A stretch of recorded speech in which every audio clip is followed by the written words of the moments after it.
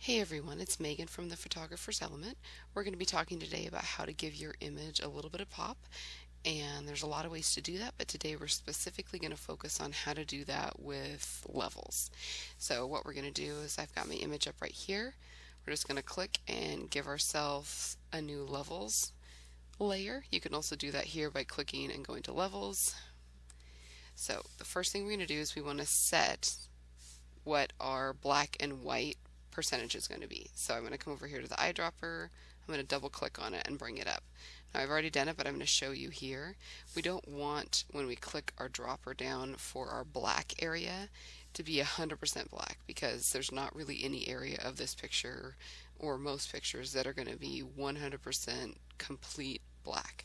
So we're going to put a 5 in right here. That means we want, when we click, it's going to show 95% black. As you can see a little bit of a difference here. Here's 100% and here's 95.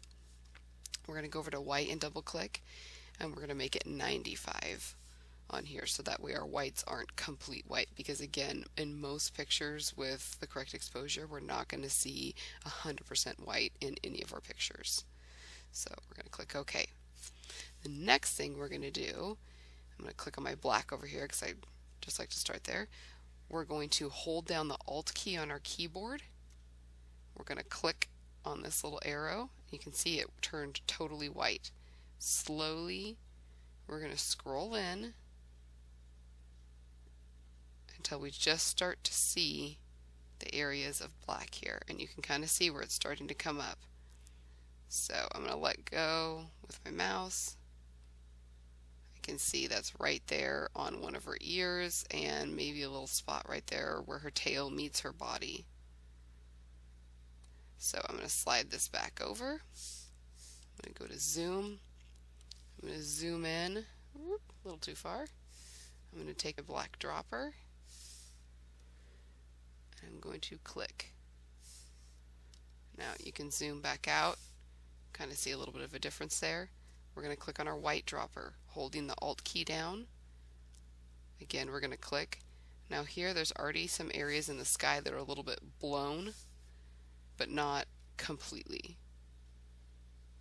So I'm just going to go back and forth, let off with my mouse, kind of see where these areas are. So I am going to, whoopsie, actually zoom in. Right about here.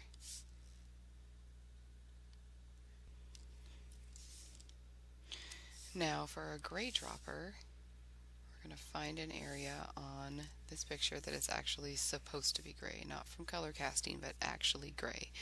If you are editing a picture with a person in it, I always recommend clicking on their actual sclera, so that's the white part of their eye, kind of into near the corner of their eye.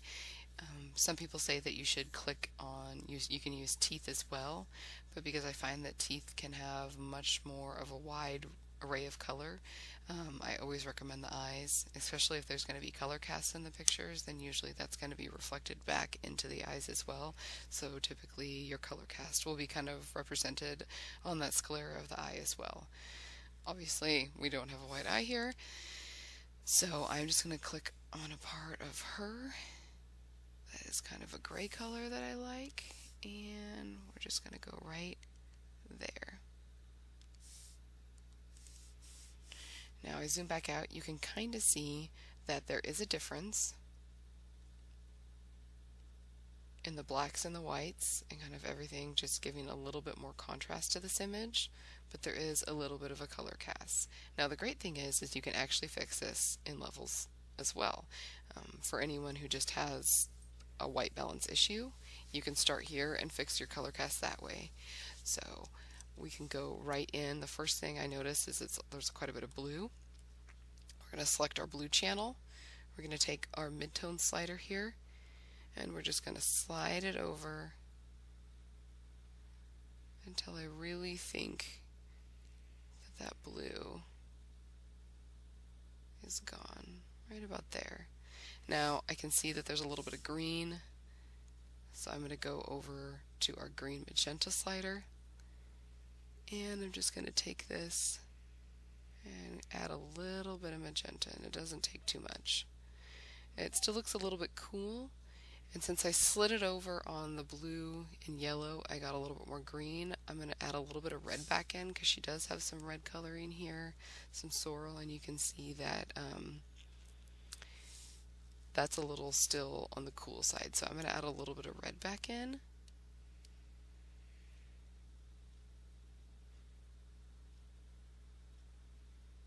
I like that right there. I'm going to go back down to our blue yellows. Maybe add just a little bit more.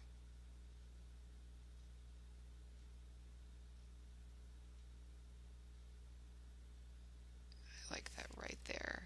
Now let's look at a before and after. I like this. This looks great.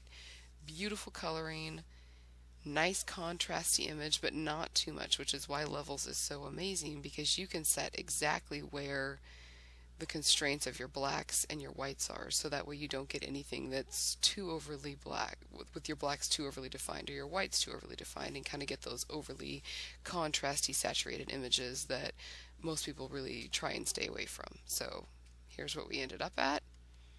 Here's where we started. You can see a huge difference.